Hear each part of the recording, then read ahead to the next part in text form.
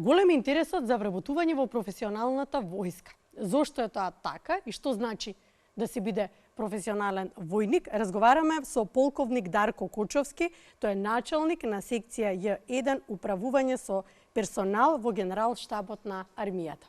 Добро утро. Добро утро.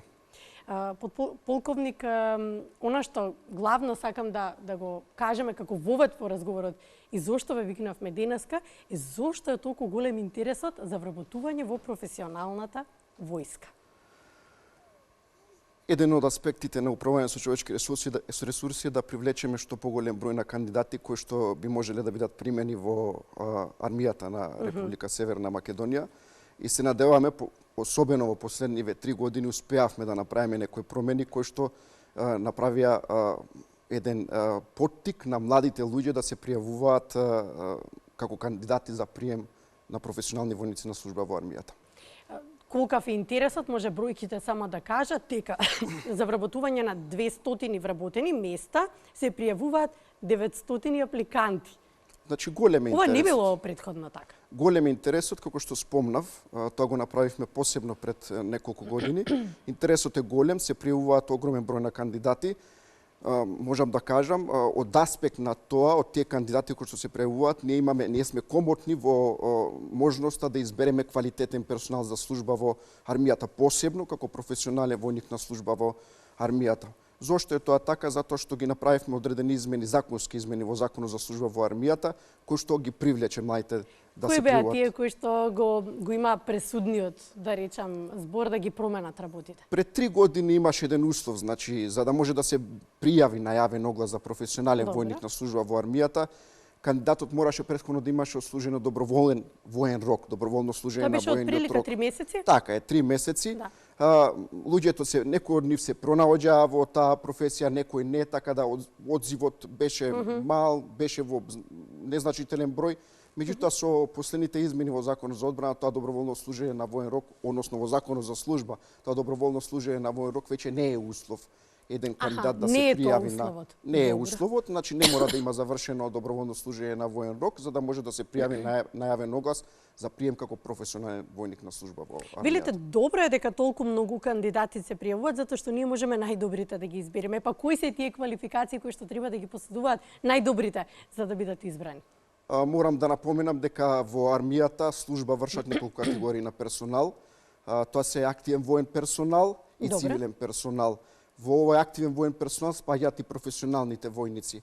За сите категории на персонал имаме општи услови за служба во армијата, тоа се да се државјани на Република Северна Македонија, да се полнолетни и да имаат посебна здравствена физичка способност. И за сите категории имаме посебни услови за да можат да се пријават по јавен оглас. Секој дополнително. Да, секој дополнително. Конкретно за професионалните војници, тие не треба да бидат постари од 25 години до крајниот рок на јавниот оглас за пријавување и да има завршено средно образование. Тие се тие два посебни услови, а во тие посебни услови, како што споменав, претходно беше и доброволно служење на воен рок, што не е повеќе услов за... Ајде ќе зборуваме за тоа подоцна, туку кои се, главно кои се бенефициите кои што ги имаат професионалните војници?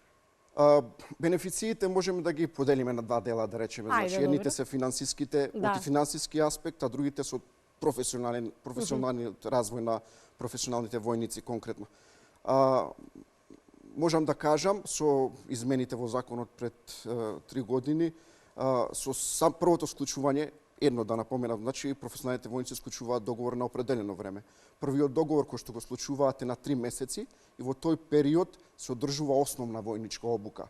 И им даваме можност на сите кандидати кои што се примени, дали се пронаоѓаат во тој дел, не се пронаоѓаат. По завршувањето на таа основна војничка обука склучуваат договор на 4 години и тој договор се продолжува до навршување на 45 годишна возраст.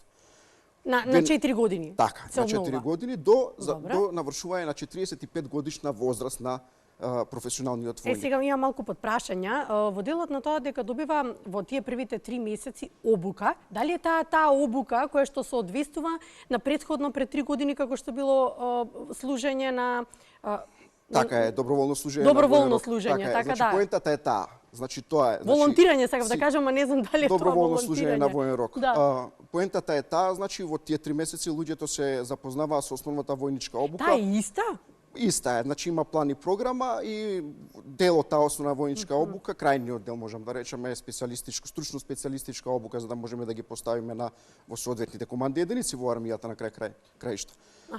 Она што ме прашавте, значи кои се бенефициите, од самиот почеток со случување на првиот договор добиваат основна плата со сите додатоци кои што им следуваат во зависност од тоа каде ќе бидат поставени. Добро. Во текот на кариерата, значи како еден бенефит, професионалниот војник може да, исто така како финансиски аспект, може и ќе биде упатен во мировни операции во странство, каде што па покрај основната плата се исплаќаат исто така и посебни надоместоци, месечни надоместоци. Тоа е уште еден поттик и бенефит за професионалните војници. Во текот на кариерата исто така, до навршувањето на 45-та годишна возраст кога им престанува службата во армијата, им даваме две опции.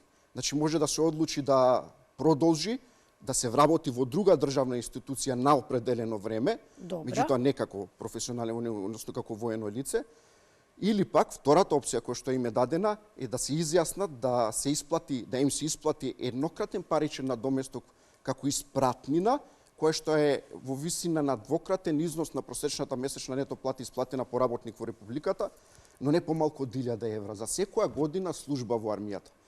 Практичен пример, ако еден војник, професионален војник до својата 45 година работел 20 години, му се исплаќа некаде отприлика околу 23.000 евра по со навршување на 45 година возраст. И уште еднаш само да напоменам, значи во текот на службата како професионален војник, значи си имаат можност да се пријават на многобројните интерни огласи да станат подофицери на служба во армијата, односно да го сменат својот статус од работен, да отидат скалило погоре. На определен, така е, на определено време во работен статус на неопределено време, тоест во развој кариерата. Така, добро. И скалило погоре значи дека треба да поседува одредени квалификации за да може. Тоа не е само искуство, тоа дополнително претпоставувам и се некои обуки, образование. Така е. Значи тоа е другиот аспект од бенефитите. Значи секој професионален војник како и останатите воени лица имаат можност во текот на кариерата да завршуваат одредени курсеви и обуки како во земјата, така и во странство. Тие се непроценливо искуство за професионалниот војник, па и за останатите воени лица, се здобиваа со знања кои што реално не би можеле да се здобиат во цивилниот живот. И тоа за нив многу значи. Како и за нашата армија. Како не, она што дополнително сакав само да го потпрашам, дека се обновува договорот и вработувањето на 4 години, тоа значи дека на 4 години повторно се проверуваат здравствено, одредени квалификации. Се проверуваат здравствено секојаш пред положување на договорот за професионалните војници зборувам. А останатите способности, физичката и здравствената способност, во текот на кариерата плански се проверува. Значи ние секоја година како воени лица подлегнуваме под физички проверки и мораме да ги поминеме тие физички проверки. А согласно планот исто така и подлегнуваме на здравствени прегледи. Затоа што една специфика како професија, верувам дека не се само физичките, туку и психичките проверки кои што затоа што не може реално секој да го работи тоа. Па како што реков, им даваме можност, посебно на професионалните војници во тие 3 месеци да се пронајде или да не се пронајде себе си. Апсолутно, така да одлуката е нивна. Се случува ли да се откажат кога ќе ги пројдат и тие обуки, кога ќе ја видат дисциплината, останала она народната, дисциплиниран си како војник? Верувајте, многу малку. Многу малку, значи си продолжуваат, свесни се. Едноставно се запознаваат со тие бенефити кои што им ги нуди армијата, посебно во последните неколку години. Така, добро, ајде, вака сега со оглед на тоа дека се вработени, дека секој ден си одат на работа, кои се врските на професионалните војници? Со самиот прием, како што ви спомнав, значи спомнав на почетокот, во таа основна војничка обука тие се упатуваат на стручно специјалистичка обука, што значи дека во текот на кариерата со склучувањето на вториот договор од 4 години ќе бидат поставени во соодветни команди единици во армијата. Секоја команда единица си има своја мисија и задача. Така да и обврските зависат од мисиите и задачите на командите единици, на професионалните војници. Сметате дека овој механизам е добар или треба да се врати претходно тоа волонтирање? Волонтирањето си постои, го спомнав тоа. Значи тоа е еден начин, доброволното служење на воен рок е еден начин. Ама многу малку се пријавуваат во исто. Затоа што не е услов за пријавување на јавниот оглас. Меѓутоа се уште си постои како такво, може секој граѓанин, секој млад човек да се пријави на доброволно служење на воен рок, па ете да го испроба својот начинот на живење во армијата. И тука е еден пред, да речеме, пријавување на да се одлучи дали после тоа доброволно служење на вој рок ќе сака да се пријави на некој од јавните огласи за професионален војник на служба во армијата. А она што го споменавте дека добро е што се пријавиле толку многу што се пријавуваат, сакаат да бидат професионални војници, вие можете да ги изберете најдобрите по квалификациите и сега кога ќе ги изберете најдобрите, како ги распределувате кој каде? Да, значи Генералштабот на армијата го на годишно ниво до Министерството за одбрана. Што е тоа што е присутно, кој кај треба да оди? Па секогаш најчесто нивното образование. Значи како еден Добре, условите јас е мислам дека средното се некои образование. квалификации кои што ги поседуваат, вештини. Така е, и тоа го бараме, затоа го спомнав тој дел за нивното средно образование. Значи најчесто средното образование ги одредува каде ќе бидат поставени, односно согласно законските одредби во кој род, односно служба во армијата. Значи во таа 3-месечна обука, последниот дел од обуката е стручна специјалистичка обука која што ги одредува нивниот род и служба и потоа ги поставуваме согласно потребите на армијата и актот за формација на армијата ги поставуваме на должностите за кои што истите кандидати не биле потребни. И мислам дека следново прашање сакаат сите да го слушнат, особено граѓаните кои што веруваат и се подпираат на нашата војска. Каков е квалитетот на образование, но и обука кој што го имаат професионалните војници? Кај нас, ајде да се споредиме можеби и со земјите во регионот, можеби подалеку?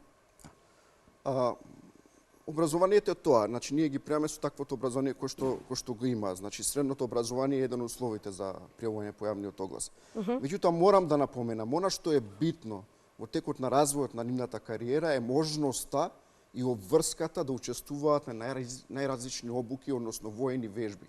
Тие воени вежби се со присуство на останати на припадници од другите странски држави. Ние сме сведоци за одржаните на бројни вежби, воени вежби тука на територијата на нашата држава, меѓутоа уште повеќе ги испраќаме нашите кандидати професионалните војници на обуки и вежби во странство. Што значи тоа? Сите знаења кои што ги стекнуваат припадниците на странските армии, ги стекнуваат и нашите припадници. Значи, во никој случај, по никоја основа не заостануваат по она Значи, тоа се високо квалитетни обуки. Така е, високо квалитетни обуки. Значи, во текот на кариерата ќе имаат можност да бидат упатени на други курсеви, кои што не се, да речеме, обука и воени вежби. Се зголемија таквите кога станавме полноправна членка на НАТО? Се зголемија, точно се зголемија, затоа што мораме да одиме во трен со стандардите. Ги исполнуваме стандардите? Ги исполнуваме. НАТО стандардите се веќе наши стандарди. Значи, ние мора да ги извршуваме сите тие задачи, обврски, мисии согласно нашите, односно НАТО стандардите. Колку учествуваме во мисии? Не само обуки, туку учествуваме во мисии? Учествуваме во мировни операции, да, согласно потребите. Најчесто каде? Па насекаде, да речем. Значи, уште многу одамна, од 2002 година учествувам во мировни операции, согласно потребите на НАТО, како воена организација, односно согласно нејзиниот мандат даден од страна на надлежните меѓународни институции. Она што може да го заклучиме дека имаме ли квалитетна војска, имаме ли кому да се подпреме? Имате, сигурно секогаш. Да бидеме мирни. Да. Добро. Се разбира, го заокружуваме разговорот со оглед на тоа што убаво објаснивме што значи да се биде професионален војник, но има ли потреба за повеќе професионални војници со оглед на тоа дека сега заврши огласот, имате потреба за повеќе? Какви се потребите на армијата? Согласно планот за вработување ќе има уште еден јавен оглас до крајот на годината за прием на професионални војници. Од прилика ќе биде ли таа бројката? Да. Горе долу 200. 150 души. 150 до 200, така или 150? 150. Така. Добро. Ќе дадете апел до оние кои што сакаат да станат дел од армијата? Па ете, јас за сите оние што не гледаат, значи во ова утро, еве ги предизвикувам доколку сметаат дека се достојни да се пријават, односно да се вработат и да служат во армијата и на нашата држава нормално. Ги повикувам и ги предизвикувам, следете ги огласите, Огласите ги објавувате каде на интернет страницата на Министерството за одбрана, може секогаш да се ќе се објават, и во службени весници. Ова во дневните весници се објавуваат, да, исто може да се следат и таму. Значи следете ги јавните огласи и доколку сметате дека можете да одговорите на предизвикот да бидете професионален војник на служба во армијата, слободно пријавете се. Ви благодарам. Благодарам за гостувањето. Благодарам.